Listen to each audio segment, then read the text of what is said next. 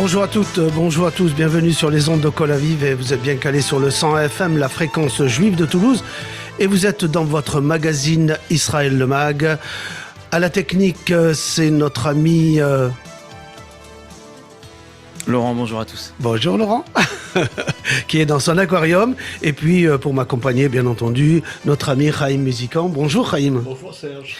Alors Chaim, peut-être avec vous, nous décrire le sommaire de notre émission et puis faire un tout petit point avant de commencer notre émission. Et oui, et bien évidemment Serge, l'intégralité de cette émission sera consacrée à la guerre. Nous sommes aujourd'hui au 107e jour de la guerre et ce matin on apprenait que 2 soldats étaient tombés au champ d'honneur, ce qui fait que le nombre de soldats depuis le début de cette opération terrestre qui ont été tués s'élève à 195. Alors, je crois qu'il faut rappeler que le 7 octobre, 1200 Israéliens ont été tués, qu'il y a toujours entre 132 et 136 otages.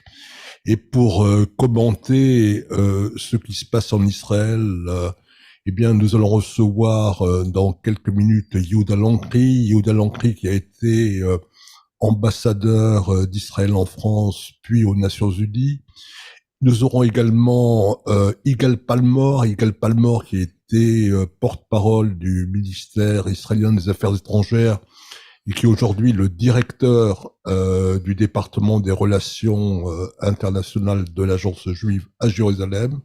Et en troisième partie, nous recevrons un ancien Toulousain, Josrien, qui est médecin à Tel Aviv et je dirais également citoyen, et qui nous décrira son vécu. Voilà donc, Serge, le sommaire de cette émission. Voilà, merci Chaim. Et tout de suite, nous allons retrouver notre premier invité, Yehuda Lankri, et comme vous le rappelez, ancien ambassadeur d'Israël en France et aux Nations Unies. Yehuda Lankri, bonjour. Bonjour chers amis, Chaim et Serge. Merci d'accepter notre invitation. La première question qu'on veut vous poser, Yehuda Lankri, c'est les combats font rage dans la bande de Gaza et pourtant on note que Tsahal a décidé de faire rentrer quelques unités et non des moindres comme l'unité Lothar des brigades Maron et bien l'unité Golani pour se reposer après d'intenses combats dans la bande de Gaza et aussi pour peut-être se préparer au printemps prochain si la diplomatie ne fait pas son travail dans une guerre dans le nord d'Israël, au sud Liban donc avec le Hezbollah et à travers l'Iran bien entendu. La situation dans la bande de Gaza est assez contradictoire entre des missiles qui sont envoyés sur Israël, notamment du nord de la bande de Gaza. Israël domine cette bande de Gaza, notamment dans le nord et aussi dans le sud. L'étau se resserre autour de Khan Younes et pourtant les missiles pleuvent encore sur Israël de temps en temps. D'emblée, nos chefs militaires et nos chefs politiques nous avaient prévenu que cette campagne allait durer longtemps. Vous m'entendez? Oui. D'accord, parce que je vois votre signal un peu angoissé. Bon, très bien. Donc, nous avons été prévenus, nous, Israéliens, que cette campagne militaire allait durer longtemps. Il relève évidemment des autorités militaires de réguler la présence et les effectifs militaires qui sont engagés dans la bande de Gaza, d'où la décision récente de retirer la trop célèbre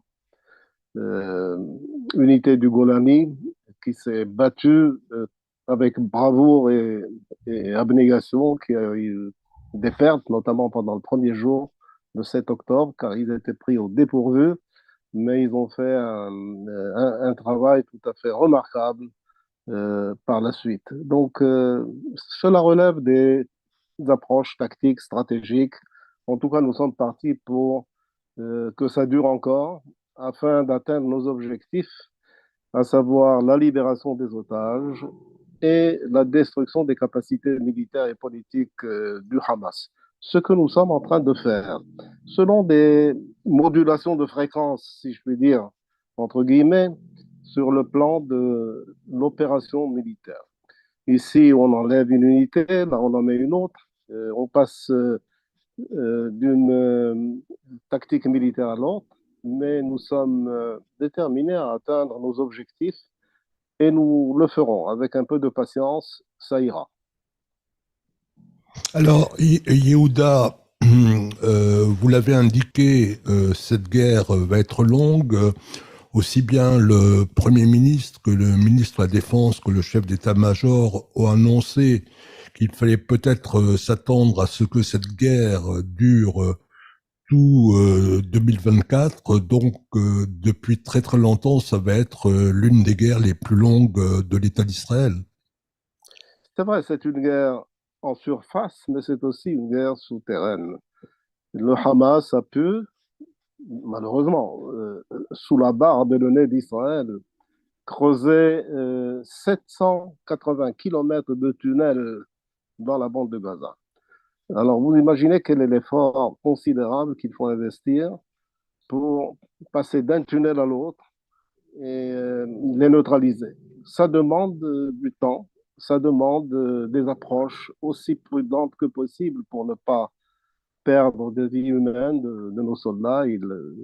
On en perd malheureusement. Et en même temps, essayer de repérer le mieux possible, de la façon la plus précise, l'emplacement des otages. Et selon toute logique et probabilité, il n'y a pas qu'un seul emplacement. Ils ont été dispersés par le Hamas dans différents sites souterrains. Et donc, l'œuvre est très, très complexe. Et c'est pour ça que ça prend du temps. Mais nous sommes déterminés à éliminer le Hamas parce que coexister avec le Hamas, c'est un cauchemar qu'Israël ne pourra plus se permettre. Alors, Yehuda, certains officiers qui ont gardé l'anonymat ont déclaré au New York Times avant-hier que finalement l'action de Tsahal à Gaza et la libération des otages n'étaient pas compatibles. Ça veut dire quoi? Ça veut dire que si cette notion de pression militaire qui ferait en sorte que le Hamas libérait les otages ne serait pas d'actualité d'après ces officiers de Tsahal, et c'est quand même un point important à développer avec vous. En tout cas, pour la première manche, la libération de la première centaine d'otages, l'approche pressante militaire s'est avérée comme étant une approche juste. Les officiers qui font ces commentaires ont peut-être perdu un peu de la patience qu'il faut. Libre à eux de réfléchir comme ils le souhaitent, mais je pense qu'effectivement, il y a une forme de contradiction dans la mesure où la marge de manœuvre militaire est très limitée par le fait qu'il y ait des otages. Ça limite la marge de manœuvre de Tsahal parce qu'il faut qu'il procède de la façon la plus prudente possible afin de laisser en vie ces otages. Et lorsque une autre possibilité d'un nouvel accord avec le Hamas pour une pause qui pourrait durer 10, 15 jours, voire un mois, il y a ceux qui sont prêts à arrêter pour un mois ou deux. Ce matin, le général de réserve Malka l'a observé, pour obtenir la libération des otages. Israël fera en sorte que tout ce qui est possible d'être fait pour cette libération sera fait. Mais en revanche, nous n'acceptons pas les diktats du Hamas qui se font jour ces jours-ci, et selon lesquels il faut que Israël se retire de la bande de Gaza, cesse des combats, et qu'il y ait garantie internationale pour la continuité du gouvernement Hamas à Gaza. Ceci est irrecevable pour Israël.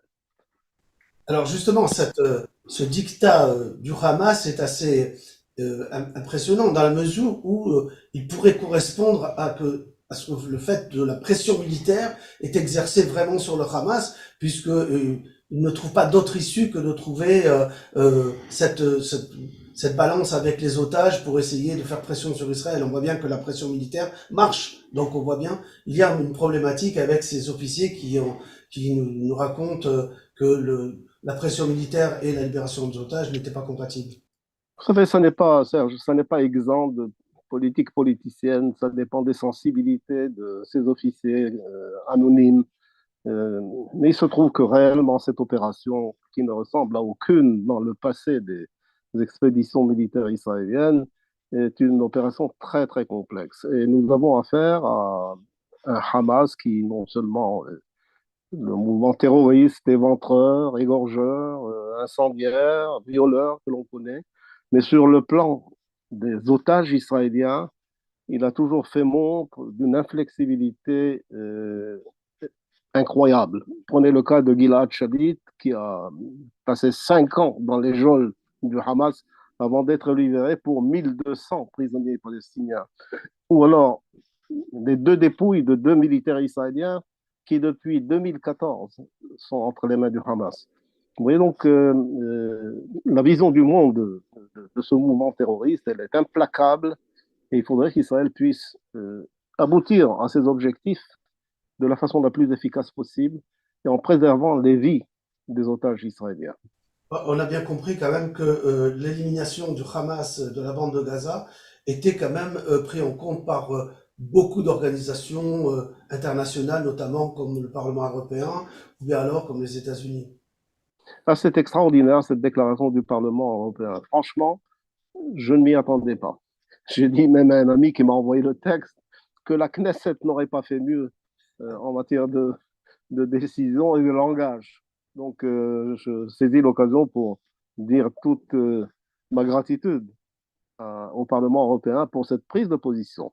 Si ça suit dans la chaîne des institutions internationales de cette manière, je pense que nous serons beaucoup mieux placés pour exercer encore plus de pression sur le Hamas. Si le Hamas semble relever la tête de ses souterrains ces derniers temps, c'est parce qu'il constate qu'il y a des pressions inverses qui sont exercées sur Israël par une partie de la communauté internationale, y compris le fait de traîner Israël devant cette Cour internationale de justice de la façon la plus aberrante et la plus incroyable qui puisse être.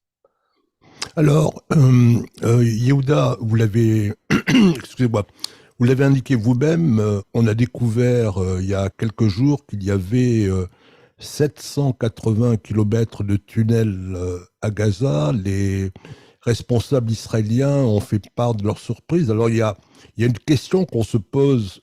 Comment se fait-il que depuis 2014, depuis l'opération Tsuketan, les renseignements militaires israéliens n'aient pas vu venir tout ça? Et ça pose aussi la question de la surprise des massacres et des attaques du 7 octobre. Ça pose question effectivement, et j'espère qu'on aura des réponses convaincantes lorsque la guerre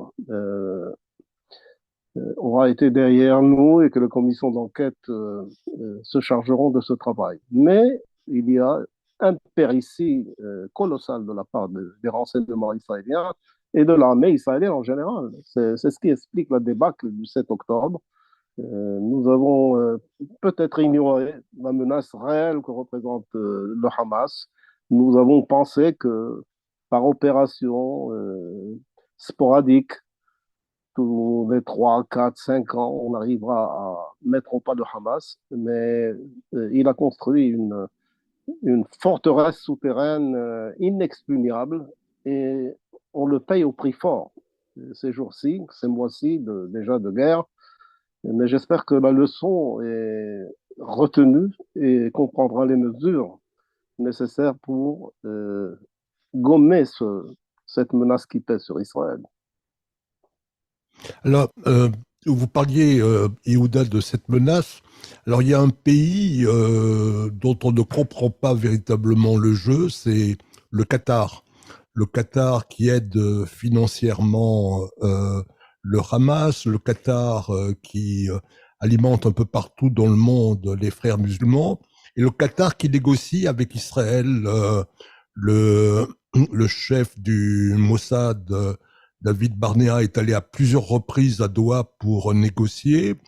Alors, on ne comprend pas très bien le jeu du Qatar. Est-ce que c'est quelqu'un avec lequel on peut discuter ou avec lequel Israël est dans une relation, je dirais, un dialogue de méfiance, mais en se disant Là, c'est eux les intermédiaires. Oui, quand il faut s'associer au diable, c'est le cas de figure, il faut le faire. Mais retenons que le Qatar, ce pays minuscule, il n'a que 300 000 habitants avec 2 millions d'immigrés qui travaillent pour ces pétrodollars. Il faut réellement travailler avec toute la méfiance qui s'impose. C'est un autre Igal Carmon, et je salue en passant Igal Palmont que vous aurez. Euh, c'est Igal Calmont, ancien colonel dans les renseignements militaires israéliens, qui préside euh, l'Institut Memri, qui fait le suivi de l'actualité arabe, etc., qui a eu cette formule très percutante par rapport au Qatar. C'est un pays corrupteur et corrompu. Il y a une monarchie qui, grâce à ses milliards de dollars, achète de par le monde des institutions aussi prestigieuses que des universités américaines, des campus à Harvard, Columbia, etc. Et à sa disposition une chaîne de télévision qui fait rage et qui enrage pas mal de dirigeants arabes aussi. El Jazeera, que vous connaissez sans doute. Donc, le Qatar, c'est un pays qui est à la recherche d'une influence telle à pouvoir supplanter dans ses aspirations l'Arabie saoudite, tout minuscule qu'il est. Il veut faire avancer sa doctrine religieuse sous l'impulsion aussi de l'Iran. C'est un pays qui arme, finance, mandate des organisations terroristes islamistes multiples. Il n'y a pas que le Hamas, il y a d'autres.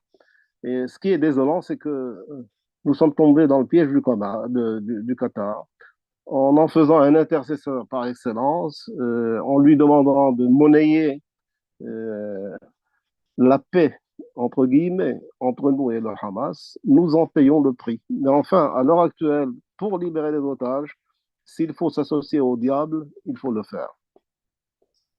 Alors, nous allons parler de la situation dans le nord d'Israël et une situation qu'Israël voudrait bien privilégier, en tout cas, la notion diplomatique et fixe quand même une date qui serait fin janvier pour régler la problématique, notamment de faire en tout cas reculer le Hezbollah au-delà du fleuve Litanie et faire adopter, pas faire adopter, faire comment dirais-je, obligé à faire revenir sur la résolution 1701 des Nations Unies. Mais au-delà de cette notion, il faut comprendre que la guerre fait rage dans le nord, qu'il y a plus de 200 000 Israéliens qui ont été déplacés, que les attaques du Hezbollah sont assez précises avec des attaques directes sur les populations, les zones populaires, les zones de population et les zones militaires, et que Israël bombarde au-delà du fleuve Litanie, et donc on voit bien que la situation se dégrade avec un En Iran. ce qui concerne le front nord et Hezbollah, comme vous le sentez très bien, nous sommes entre guerres, guerre larvée, qui n'a pas pris toute son ampleur encore, et tentative diplomatique. Ce qui peut faciliter la situation en matière diplomatique, c'est que nous avons déjà une résolution du Conseil de sécurité, héritée de la deuxième guerre du Liban, d'août 2006, la 1701, 1701, votée par le Conseil de sécurité et qui indique quels sont les paramètres dont certains ont été mis en œuvre pour que la situation entre Israël, le Liban, Hezbollah soit une situation quasi normale. Nous avons, grâce à cette résolution, une force de la finule autrement plus robuste que celle qui était là pendant une quinzaine d'années. Celle-ci compte 17 000 hommes avec un équipement militaire conséquent. L'ambition était de faire désarmer les groupes et les milices à l'intérieur du Liban, ce qui ne s'est pas accompli et ce qui ne s'accomplira pas. Mais au moins de retenir le Hezbollah au nord du Litani, ce qui donne une marge de manœuvre territoriale considérable à Israël et qui met les villes frontalières israéliennes, donc la ville de Shlomi, dont j'étais le maire entre 83 et 92, avant de venir à Paris précisément. de mettre ces villes hors de portée des tirs directs et meurtriers de Hezbollah. Nous arrivons à contenir pour l'essentiel le Hezbollah et même à lui assonner quelques frappes très douloureuses, certaines ciblées, d'autres moins ciblées, mais nous sommes réellement à la veille d'un embrasement avec le Hezbollah. Il y a l'avertissement du chef d'état-major et du ministre de la Défense d'il y a quelques jours qui en fait signale aux Américains la nécessité d'agir en toute urgence, ils essayent de le faire, et là la France a un rôle à jouer. On connaît la relation historique de la France avec le Liban, sauf que le Liban n'est pas maître de son destin, proprement dit. C'est le Hezbollah qui gouverne en fait. Et comme le rappelait l'ancien Premier ministre Balladur lors d'une rencontre que nous avions eue avec lui en 2006 pour la libération des otages de l'époque, il répondait à l'un des parents qui faisait observer cette relation privilégiée entre la France et le Liban. Il avait dit très justement, nous n'y avons pas que des amis. Le Hezbollah est aussi l'ennemi de la France. Donc, dans cette marge de manœuvre très serrée, les Américains et les Français devraient jouer un rôle primordial. Et l'on sait que le Conseil de sécurité peut bloquer certaines résolutions. Mais heureusement pour nous, la résolution essentielle, fondamentale, est là, la 1701, qu'il s'agit de mettre en œuvre, si ce n'est entièrement, du moins dans cette partie qui serait utile à la normalisation entre le Liban et Israël, le Liban, Hezbollah et Israël. Alors Yehuda, vous avez été donc ambassadeur d'Israël à l'ONU et vous connaissez parfaitement le poids, la valeur des résolutions qui peuvent être votées par le Conseil de sécurité ou l'Assemblée générale. Est-ce que vous n'avez pas le sentiment que, au fond, l'ONU, ça va pas peser grand-chose et que, en réalité, vous avez mentionné les États-Unis et la France, mais en réalité, il ne s'agit pas de faire plier le Hezbollah. Derrière le Hezbollah, qui est un proxy, il y a l'Iran. Alors, est-ce que les États-Unis ont la force de s'opposer à l'Iran pour que l'Iran freine l'activité du Hezbollah ou la guerre est inévitable? Je pense qu'il se signale ces derniers temps par une présence beaucoup plus active qu'elle ne l'était dans le passé, au Moyen-Orient, dans cette région. D'ailleurs, l'intercession très motiveuse des États-Unis pour le rapprochement israélo-saoudien va dans ce sens aussi. C'est qu'il faut dresser une muraille d'isolement de l'Iran, et l'Iran essaye de contrecarrer ce projet. D'ailleurs, l'attaque du Hamas s'explique entre autres par ça. Mais les États-Unis deviennent de plus en plus, pour reprendre une formule de Bernard-Henri Lévy dans l'Empire et les Cinq Rois, de plus en plus prédicatif. Il appelle parole prédicative une parole qui se hisserait au niveau universel. Voilà, je le cite. Donc, les États-Unis font acte de présence. Ils ont réagi aux attaques des Houthis. C'est une manière de se signaler et un message très fort en direction de l'Iran. Et ils sont déterminés à, encore plus déterminés qu'ils ne l'étaient, à faire régner un nouvel ordre dans cette région. J'espère que le rapprochement et la normalisation israélo-saoudienne pourra voir le jour après cette guerre et qu'il permettra à la fois à ces acteurs, Israël, Arabie saoudite et les États-Unis, de contenir les Iraniens de la façon la plus effective possible. Alors, je voudrais revenir avec vous sur un acteur dont on parle très peu dans cette région, c'est la Chine, qui finalement complique un petit peu la tâche économique des Israéliens, puisqu'elle empêche et majore un petit peu toutes les procédures d'échanges commerciaux, et qui peut peut-être nuire un jour à l'État d'Israël sur le plan économique. Quel est votre avis sur cette Chine qui intervient quand même et qui joue le rôle quand même du Hamas? Tel que j'ai connu la Chine aux Nations Unies, au Conseil de sécurité ou à l'Assemblée générale, les Chinois sont discrets au point d'être sournois.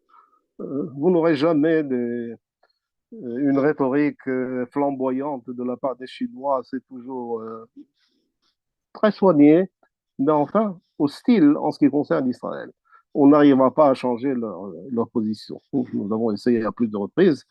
Ce qui fonctionne entre nous, ce sont des relations commerciales. Ils vont mieux être du côté de la diplomatie avec les Chinois qu'autre chose. Mais leur hostilité ne se traduit pas, heureusement pour nous, par, si je puis dire, des aspects militaires provocateurs. Il y a une certaine retenue chinoise à ce niveau-là. Il y a plus de retenue du côté des Chinois que des Russes qui arment quand même la Syrie, le Hezbollah d'une manière ou d'une autre, via la Syrie, via d'autres pays. Mais je pense qu'avec les Chinois, il faut aller avec la prudence qui s'impose. C'est quand même une puissance, mais s'en méfier et essayer de trouver le moyen le plus subtil de répondre à leur hostilité subtile. Vous avez fait une réponse à la chinoise, Yehuda Lankri. Merci Yehuda Lankri de votre intervention, merci de votre analyse et nous vous disons à bientôt pour peut-être dans d'autres émissions pour nous éclairer en tout cas de vos connaissances sur le sujet. Merci à vous deux, Haïm et Serge, de cette invitation. Merci Yehuda. Une petite pause musicale et nous reviendrons au plateau pour accueillir notre deuxième.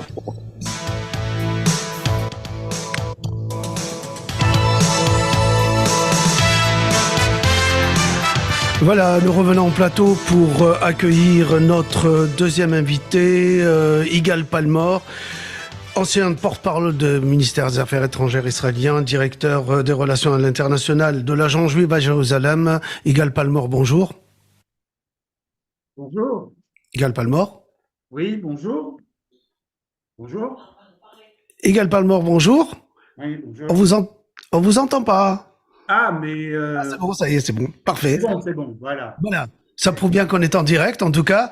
Yigal Palmor, je voudrais revenir avec vous sur la résolution du Parlement européen d'il y a quelques jours à l'écrasante majorité qui a condamné le Hamas et qui demande son éradication par Tsahal. Mais c'est une victoire diplomatique d'Israël, mais à bien lire ce compte rendu, on se rend compte qu'on revient quand même toujours à cette notion du jour d'après qui sera imposée certainement à Israël, ou bien alors est-ce qu'Israël pourra faire valoir le prix énorme qui aura coûté l'éradication du Hamas, c'est-à-dire donc ici on propose toujours cette notion de deux États avec un État palestinien et Jérusalem-Est comme capitale, avec aussi ces notions des agressions des soi-disant colons israéliens en Judée-Samarie sur les Arabes palestiniens. C'est pas tout à fait clair, il y a des choses quand même qui sont pas très réjouissantes pour Israël pour le jour d'après, alors qu'Israël fera le sale boulot certainement pour ce jour d'après. Oui, alors, il est évident que le jour d'après est une question clé parce qu'on ne fait pas la guerre pour faire la guerre. La guerre, c'est la continuation de la politique par d'autres moyens, disait déjà von Clausewitz. Et effectivement, si on fait la guerre, c'est pour parvenir à un objectif politique. Et pas pour simplement détruire et puis rentrer chez soi. Il faut créer une nouvelle situation qui empêche le Hamas ou d'autres terroristes de répéter les attentats l'assaut du 7 octobre. C'est ça l'objectif. Et comment faire? Eh bien, on ne pourra pas faire la guerre toujours, donc il va bien falloir trouver le moyen d'imposer un arrangement avec un pan sécuritaire très important et un pan politique qui pourra tenir la route. Toute cette question du plan du jour d'après est une question clé. Maintenant, est-ce que quelqu'un pourrait imposer, est-ce qu'un pays ou un bloc de pays pourrait imposer quelque chose à Israël? Non, sauf les États-Unis. C'est le seul pays dont Israël dépend pour sa sécurité de manière absolue, puisque sans l'aide américaine, il n'y aurait pas suffisamment de munitions, de pièces de rechange ou d'équipements militaires. Et donc Israël, petit pays, ne l'oublions pas, dépend entièrement pour sa sécurité des États-Unis. Alors, L'administration américaine, une phrase, s'il te plaît, c'est l'administration américaine qui pourrait imposer, si elle le souhaite, quelque chose, mais ça serait extrêmement difficile vu le contexte politique israélien. alors, Igal, vous avez évoqué la pression qui pourrait venir des États-Unis. Vous le savez, on est dans une année électorale. À votre avis, si Trump revenait au pouvoir, est-ce qu'il y aura un changement dans l'attitude américaine? C'est une excellente question, mais la vérité, c'est que personne n'a la réponse parce que Trump, si on sait quelque chose de Trump, c'est qu'il est totalement imprévisible. C'est quelqu'un de pas très réfléchi, c'est une personnalité très impulsive. Il a commencé sa présidence en étant un grand fan de Netanyahou. Il l'a terminé en l'étant bien moins. Il a eu quelques expressions, quelques mots très peu diplomatiques à l'encontre de Netanyahou. Donc, on ne sait pas comment il pourrait traiter Israël sous Netanyahou.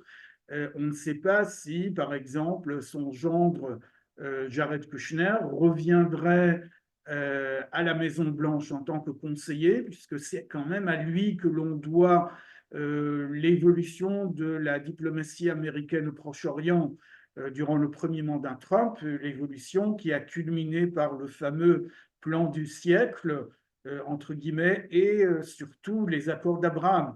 Donc, qui serait le conseiller ou le ministre aux Affaires étrangères, le secrétaire d'État de Trump, et que voudra faire Trump? Personne ne peut le dire. Et lui, d'ailleurs, ne laisse entrevoir aucune vision pour le Proche-Orient. Toute sa campagne est faite sur des questions de politique interne. Donc, c'est une très, très grande question à laquelle on n'a pas de réponse. Alors, une question peut-être où vous pouvez peut-être nous répondre. En tout cas, c'est une question assez compliquée. Ce jour d'après, au niveau israélien, qui va gérer ce jour d'après? Est-ce que ça va être le gouvernement Netanyahou ou bien ce gouvernement d'unité nationale avec Benny Gantz, ou bien alors des élections vont s'imposer avant de négocier quelque chose?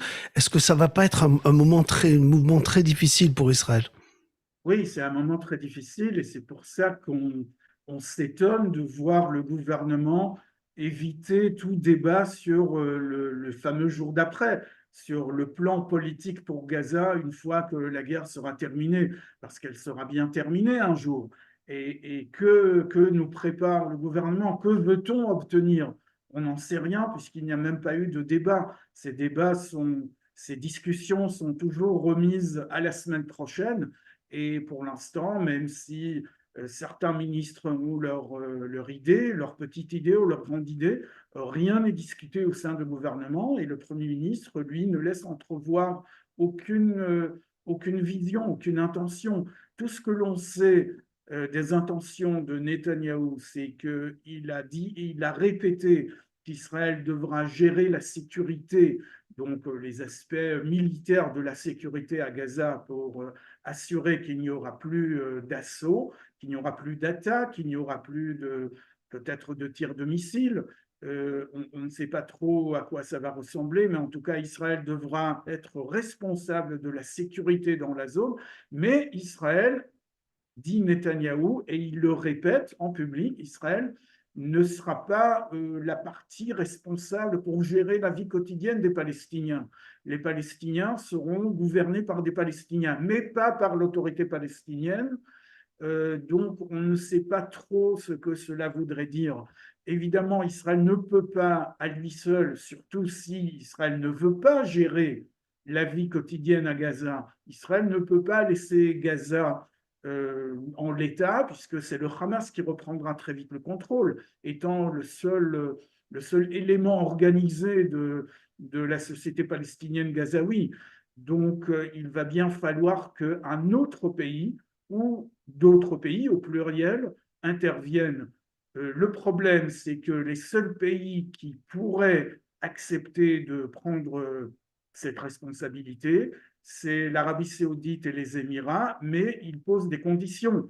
Et ces conditions sont écartées d'entrée de jeu par Netanyahou. Les conditions sont, entre autres, présenter un horizon politique, comme on dit dans le jargon diplomatique, un horizon politique aux Palestiniens, donc une évolution politique vers plus d'autonomie, plus d'indépendance, avec au bout, pas pour tout de suite, mais quand même avec au bout l'État, le fameux État, l'Arlésienne qui est l'État palestinien. Mais en tout cas, des pas concrets, des mesures concrètes pour leur permettre plus d'autonomie et plus d'autogouvernement. Ça, c'est la condition posée par les Saoudiens que rejette Netanyahou et que rejette son gouvernement. Donc, sans les Saoudiens, sans les Émiratis, on ne voit pas qui pourrait intervenir à Gaza. L'Union européenne ne s'est pas proposée et personne d'ailleurs n'a demandé à l'Union européenne d'intervenir. Les États-Unis, bien sûr, ne veulent pas en entendre parler. Ça ne laisse pas beaucoup d'options. Alors, Igal, l'actualité, ça a été à côté de Bruxelles, La Haye, avec la convocation de la Cour internationale de justice qui, sur la plainte de l'Afrique du Sud, veut faire condamner Israël pour génocide. Alors, quand on regarde la composition de cette Cour internationale de justice, on s'aperçoit que ce ne sont pas forcément des amis d'Israël. Alors, qu'est-ce qui peut se passer concrètement, si Israël était condamné par cette instance? Alors, sans entrer dans les détails un peu compliqués de la machine de l'ONU, je suis même tenté de dire la machinerie du machin, sans entrer dans toutes les nuances, disons qu'une condamnation par la Cour de La Haye pourrait, par étapes, amener à des sanctions internationales imposées par le Conseil de sécurité et donc suivies obligatoirement par un très grand nombre de pays. On ne pourrait pas nécessairement compter sur un veto américain parce que, là encore, je ne vais pas tout analyser, mais les sanctions pourraient dépasser un vote sur lequel les États-Unis pourraient imposer un veto. Et de toute façon, même avec le veto américain, plusieurs pays pourraient imposer ces sanctions puisque les États-Unis peuvent empêcher une résolution, mais ils ne peuvent pas empêcher un appel, une résolution au sein de l'Assemblée générale qui ne serait pas juridiquement obligatoire, qui ne serait pas forcément suivi par tout le monde, mais par suffisamment de pays reposant sur l'autorité morale, soi-disant, de l'ONU et de l'Assemblée générale. Et donc, ça pourrait être extrêmement difficile pour Israël de s'en sortir s'il y a une condamnation, sachant que, effectivement, la composition de la Cour elle est 100% politique. Les juges ne sont pas élus sur la base de leur mérite professionnel. Ils sont désignés par leur gouvernement comme candidats et ils sont choisis par vote à l'Assemblée par des pays qui essayent de s'arranger entre eux. Tu votes pour le mien, je vote pour le tien. Tu votes pour mon juge et je vote pour ta résolution dans une autre branche de l'ONU. Ce sont toujours des petites affaires, des petits arrangements entre groupes de pays. C'est le jeu de l'ONU dans lequel Israël ne peut pas participer parce qu'Israël, je le répète, est le seul pays au monde, le seul pays membre de l'ONU qui est écarté d'office du jeu interne de l'organisation à cause du boycott arabe, à cause de la crainte des pays occidentaux, à cause de beaucoup de choses. Israël, le seul pays à qui tout ce petit jeu n'est pas permis, et donc Israël, évidemment, est le pays qui est soumis à beaucoup plus de condamnations par le Conseil de sécurité que tous les autres pays du monde réunis. Chaque année, c'est le même bilan. L'Assemblée générale aura condamné Israël plus de fois que la Russie, la Corée du Nord, l'Iran, le Soudan, tous les autres pays ensemble. Alors, je voudrais revenir sur la situation des otages à Gaza. Euh, on a d'un côté la propagande du Hamas qui balance des vidéos d'otages. Certains sont morts, assassinés certainement par le Hamas, mais le Hamas accuse Israël de les avoir tués par les bombardements. Et d'autre part, Israël a fait un tractage dernièrement avec simplement 76 otages sur ces tracts. J'aimerais bien avoir votre analyse. Pourquoi 76 d'abord on n'a pas bien compris. Et puis savoir quelle est la situation de ces otages. Est-ce qu'il y a une possibilité de les retrouver un jour, même si on a retrouvé quelques tunnels où certainement les otages avaient été mis à l'écart?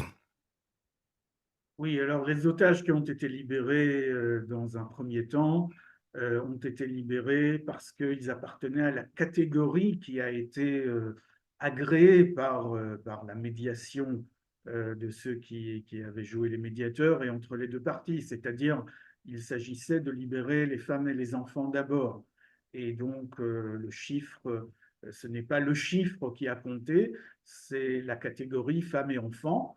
Et le Hamas n'a pas libéré toutes les femmes et tous les enfants. C'est pour cela que le processus a finalement capoté. Le Hamas n'a pas rempli ses obligations en fonction de cette médiation. Et il a fallu tout reprendre à zéro. Il y a toujours des femmes et des enfants qui sont captifs à Gaza. Quelle est la situation de tous les otages? Vous savez, on le sait par les témoignages des otages qui ont été libérés. Déjà, quand ceux qui ont été libérés les ont vus pour la dernière fois, ils étaient dans une condition psychologique extrêmement fragile. Ils étaient soumis à la torture psychologique et parfois à la torture physique. Sans entrer dans les détails, ce n'est pas la peine. Ils sont soumis à une épreuve inhumaine depuis plus de 100 jours.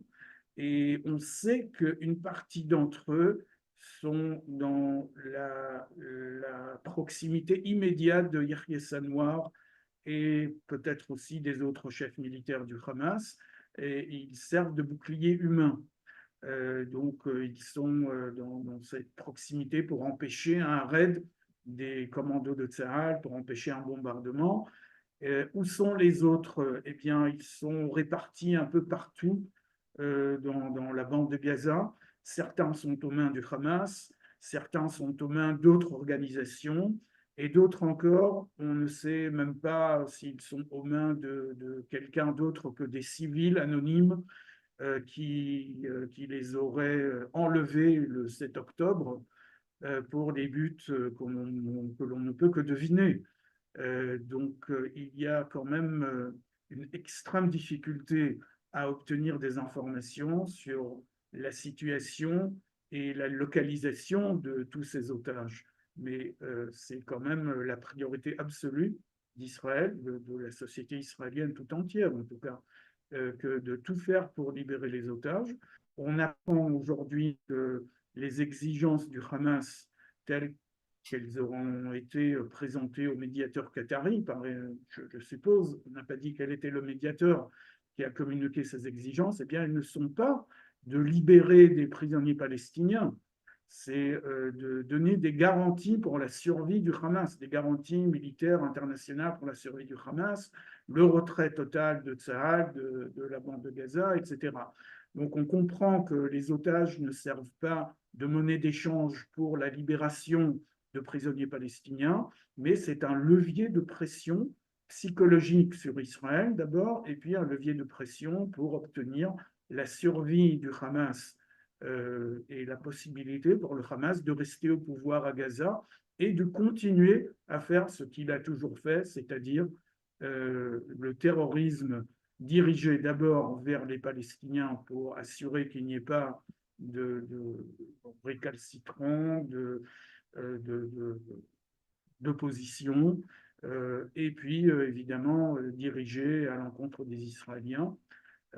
Et c'est cela qui est impossible à accepter. Donc la négociation est aujourd'hui dans une impasse, mais elle reste la priorité des Israéliens. Alors, Igal, on a beaucoup parlé cette semaine d'un accord via peut-être même le Qatar, j'allais dire comme toujours, qui permettrait ou aurait permis d'acheminer des médicaments aux otages. Alors, il y a deux questions à votre connaissance. Est-ce que ces médicaments sont vraiment arrivés à ceux qui devaient les recevoir? Et puis, est-ce que vous pouvez nous expliquer pourquoi le Comité international de la Croix-Rouge a dit « nous, on ne prend pas de responsabilité dans cette affaire » Alors d'abord, pour ce qui est des médicaments qui ont été acheminés vers Gaza par les services de médiation du Qatar, il n'y a aucune confirmation sur ce que ces médicaments seraient devenus. Tout ce que l'on sait, c'est qu'ils sont entrés dans le territoire de Gaza. On pense qu'ils auraient été remis aux mains du ministère de la Santé ou d'un hôpital gazaoui, puisque le Qatar l'a affirmé. Et à partir de là, on ne sait strictement rien. Il n'y a aucune confirmation du côté de Gaza, des confirmations qui d'ailleurs seraient impossibles à vérifier. Mais en tout cas, il n'y a pas de confirmation sur les destinées de ces médicaments. Sont-ils parvenus aux otages israéliens? Ont-ils été distribués aux Palestiniens? Auraient-ils été perdus sur le chemin, dans les tunnels? On n'en sait strictement rien du tout. En ce qui concerne le CICR, le Comité international de la Croix-Rouge, eh bien, je dois dire que c'est un scandale international. Cette organisation qui se prend pour... Enfin, je ne veux pas vous expliquer quelle est l'image de la Croix-Rouge internationale, n'est-ce pas?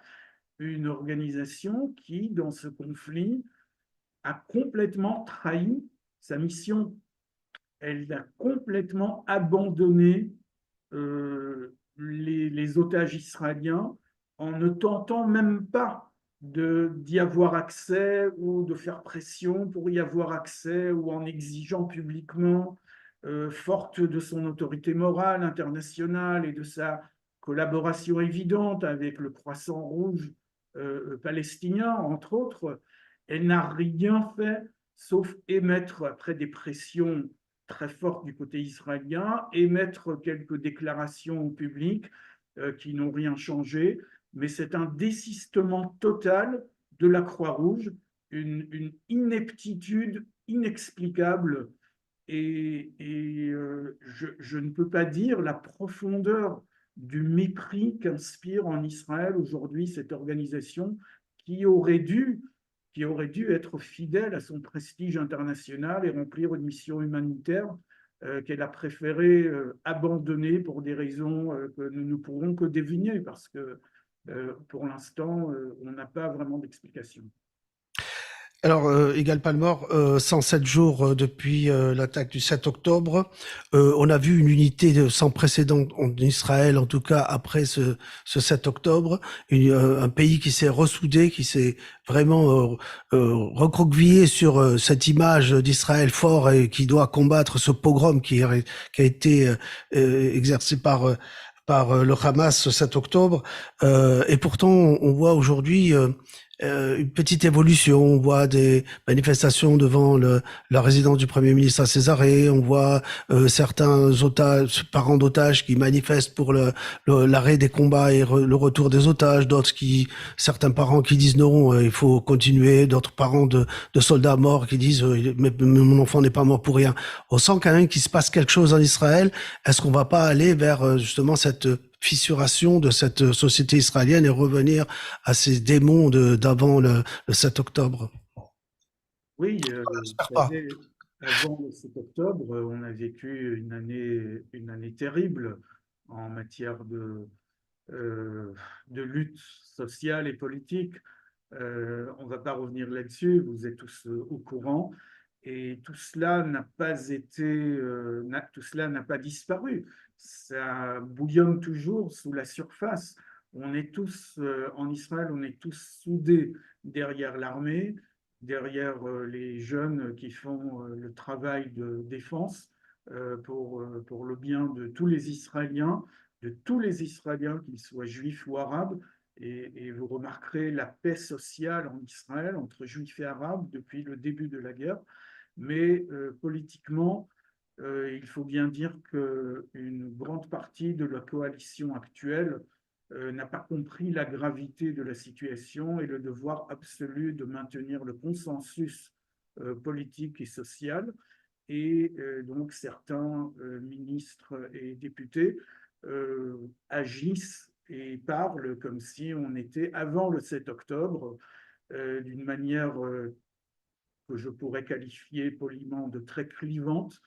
Et si on ajoute à cela la tragédie des otages euh, qui divisent la société israélienne dans la manière dont il faudra s'y prendre pour tenter de la résoudre, si on ajoute à cela la tragédie de tous les habitants des kibbutzim, des moshavim et des villes de développement qui ont souffert dans leur chair cet assaut, qui ne peuvent pas revenir chez eux, soit parce ils ont été fragilisés psychologiquement, soit parce qu'ils n'ont aucun endroit vers lequel ils pourraient retourner, puisque tout a été brûlé, détruit.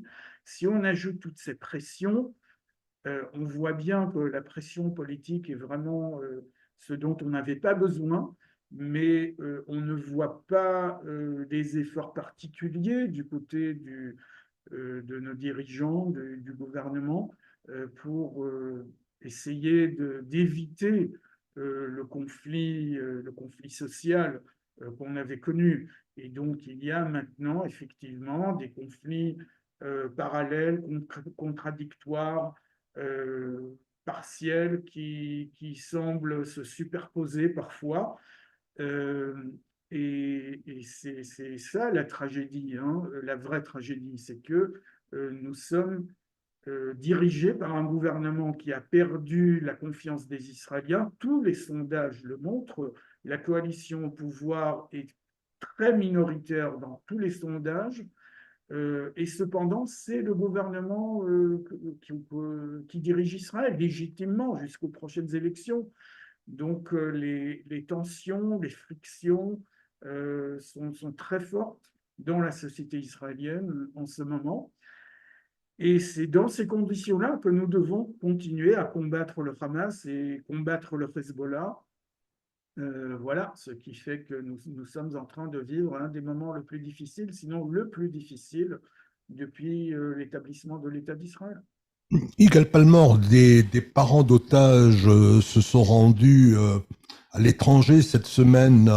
Certains d'entre eux ont rencontré le secrétaire général de l'ONU. Ils ont été allés voir le président des États-Unis, le président français. Est-ce que ça veut dire qu'au fond, les familles d'otages font plus confiance aux dirigeants étrangers qu'à leur propre gouvernement pour obtenir leur libération? Ça veut dire d'abord que les familles d'otages comprennent qu'elles doivent faire feu de tout bois, c'est-à-dire qu'elles doivent faire tous les efforts possibles et imaginables et n'écarter aucune option pour tenter d'amener la libération de leurs. Et on peut les comprendre, ils ne peuvent pas rester les bras croisés et attendre que les politiques israéliens fassent le travail ou que l'armée israélienne mette la pression. Ils n'ont pas, ils sont impatients et on les comprend. On les comprend. Qui ne le serait pas dans leur état, dans leurs conditions, dans leur situation? Qui pourrait rester en attente sans rien faire?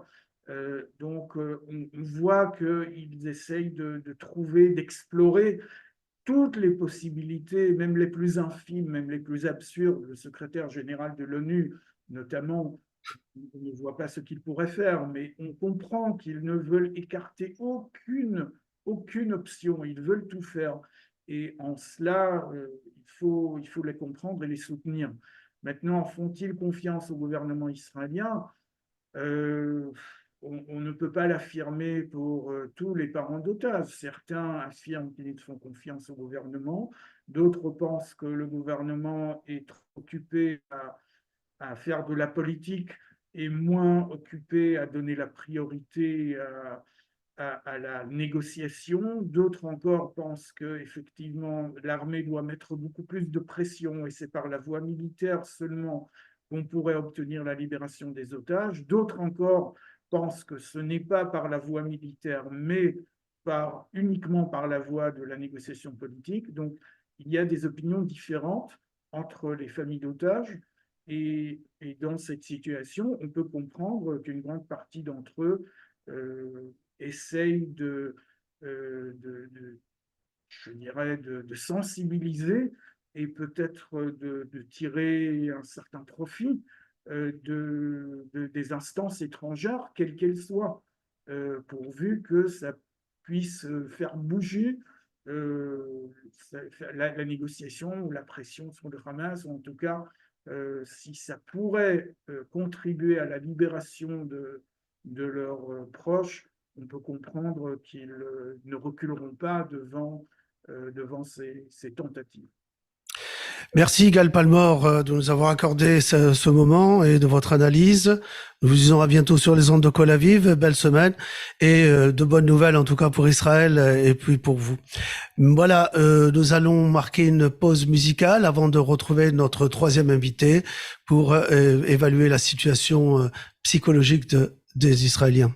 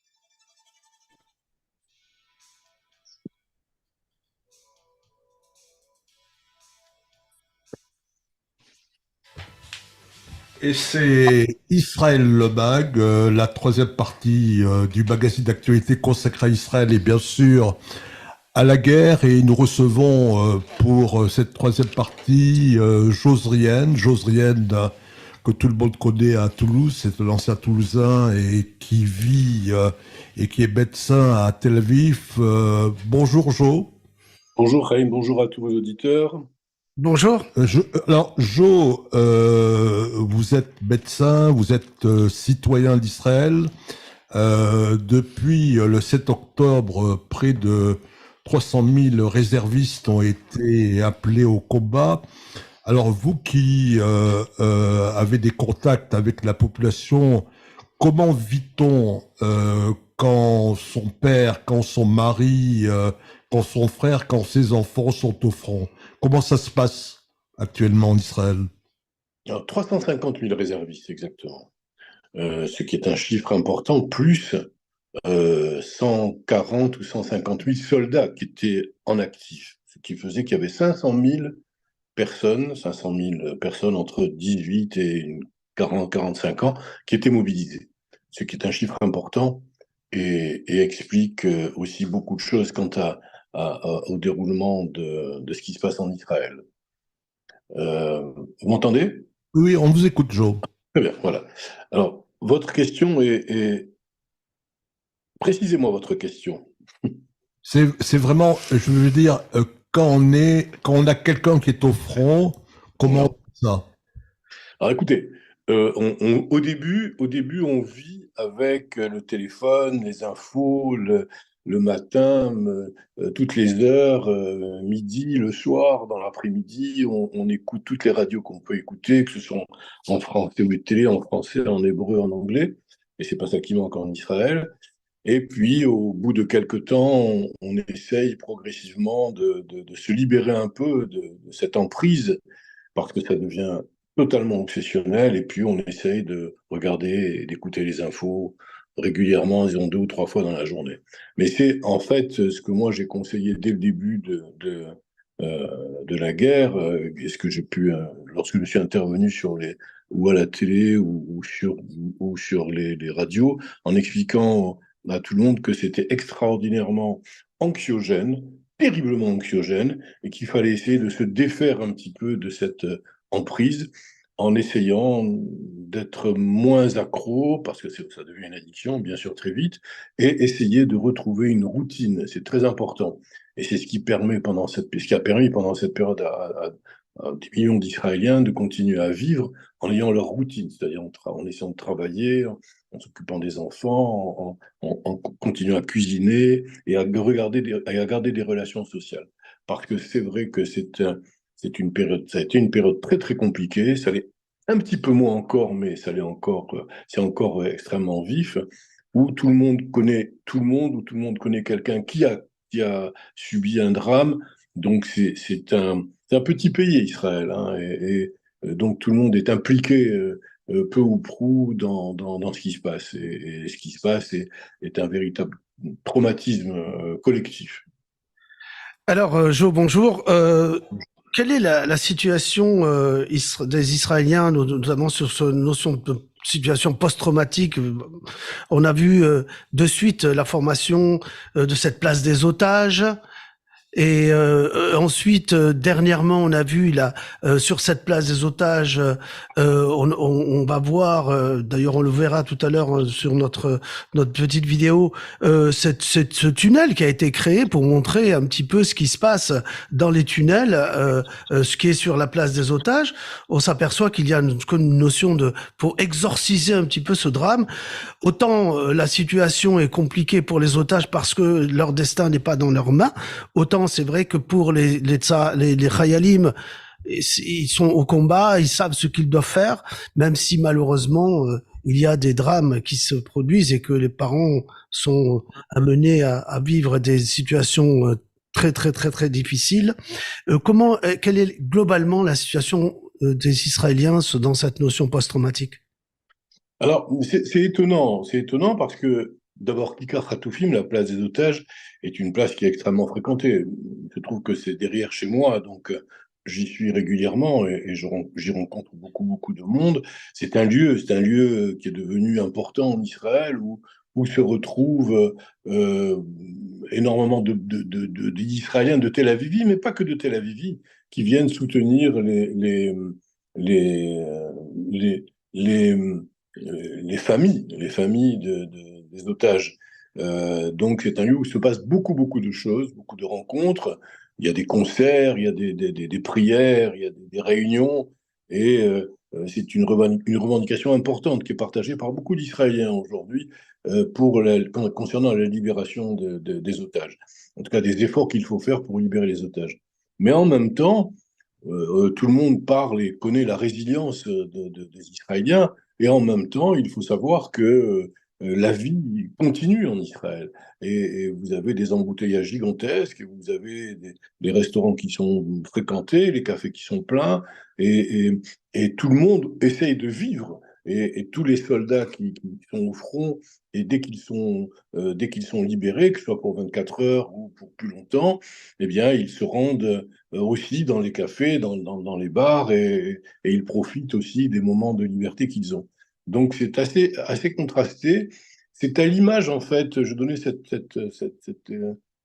exemple il y a quelques jours, c'est à l'image de ce qui se passe en Israël au moment de Yom HaAtzmaut. La veille de Yom HaAtzmaut, on a le Yom HaZikaron, qui est la journée importante de recueillement pour les soldats tombés au front, et pas que, pour également toutes les victimes de terroristes. Et puis à 19h, ça s'arrête et on commence la fête de Yom Ha'atzmaut. C'est assez étonnant la première fois quand on voit ça en Israël, cette capacité comme ça à switcher comme ça d'un moment de deuil important, d'émotion important, à un moment de joie collective. Eh bien, c'est exactement un peu ce qui se passe ici, avec cette résilience des Israéliens qui sont capables d'être très tristes et de partager vraiment des moments difficiles, douloureux. On a tous vraiment quelqu'un qui est tombé, qu'on connaît, qui est de la famille, etc. Donc, et en même temps, eh bien, la vie va continuer et on va continuer à vivre ou à travailler et à rencontrer nos amis. Alors, C'est assez paradoxal, mais c'est comme ça. alors Jo, il y a la guerre au sud, il y a la menace d'une guerre au nord, et puis il y a quelques jours, l'attentat à Ranana est venu rappeler que le terrorisme peut toucher partout dans le pays. Mhm. Oui, c'est vrai. Moi, j'étais à Ranana ce jour-là pour les shloshim d'un jeune soldat qui était tombé. Donc, il y avait une atmosphère un peu particulière à Ranana ce jour-là.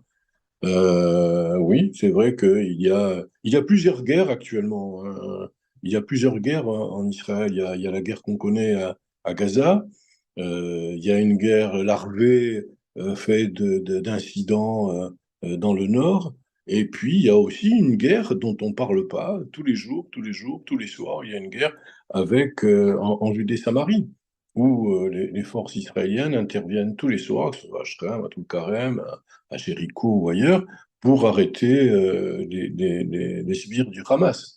Donc c'est vrai qu'il y a ces trois fronts intérieurs, si je veux dire, en périphérique d'Israël, et puis on a aussi des abrutis de Houthis qui s'en mêlent de temps en temps.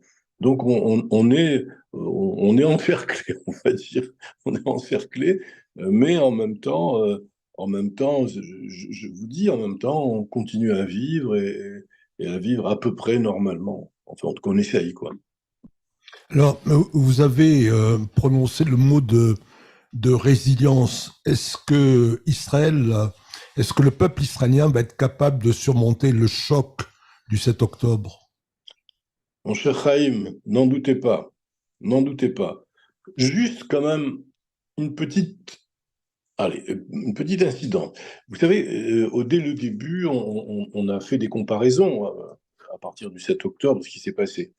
Et en fait, avec le temps et dans les discussions que moi j'ai avec un certain nombre d'Israéliens âgés, euh, en tout cas bien plus âgés que moi, qui vivent ici depuis, qui sont nés ici et qui sont là depuis avant ou au début de la guerre d'indépendance, c'est-à-dire en 1948, eux font la comparaison suivante. Ils considèrent que ce qui s'est passé le 7 octobre n'a pas à une relation très lointaine avec la guerre du Kippour. Alors que tout le monde a parlé de guerre du Kippour, mais on pourra en parler 2 secondes. Mais en fait, pour eux, ils parlent de l'équivalent de la guerre de 48, c'est-à-dire une guerre existentielle.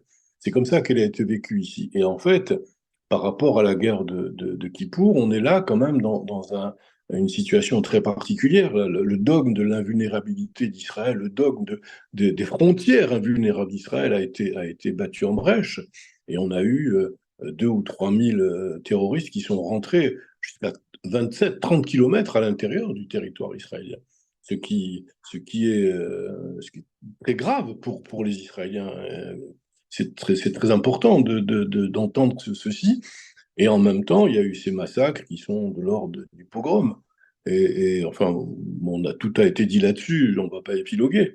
Donc il y a vraiment un traumatisme, c'est ça le traumatisme dont je parlais, qui est le fait qu'on s'est rendu compte que finalement, eh bien, on était sur une idée de puissance d'Israël, d'invulnérabilité, et puis on s'est rendu compte que non, ça n'était pas le cas, et que nos adversaires étaient devenus plus malins, plus intelligents et mieux armés, et mieux préparés. Et donc là aussi, il y a un autre débat qui est en train d'arriver, qui a commencé en Israël, mais qui est en train maintenant de sortir quand on lit la presse israélienne. C'est le débat sur les responsabilités.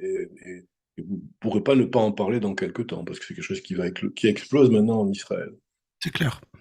Parce qu'en fait, on se rend compte qu'il y a pas 100 kilomètres de tunnels, ni 200, on parle d'un millier de kilomètres de tunnels, avec un surarmement considérable. Donc tout ça a coûté des centaines, voire des milliards d'euros, et a pris beaucoup de temps. Et en fait, on pense que c'est quelque chose qui a commencé il y a 14 ans, 10 ans, enfin 10 ans, on parle de 10 ans quand même avant, même plus que ça, puisque il y a 10 ans c'était Tsoukétan, et on pense qu'avant Tsoukétan, ça avait déjà commencé.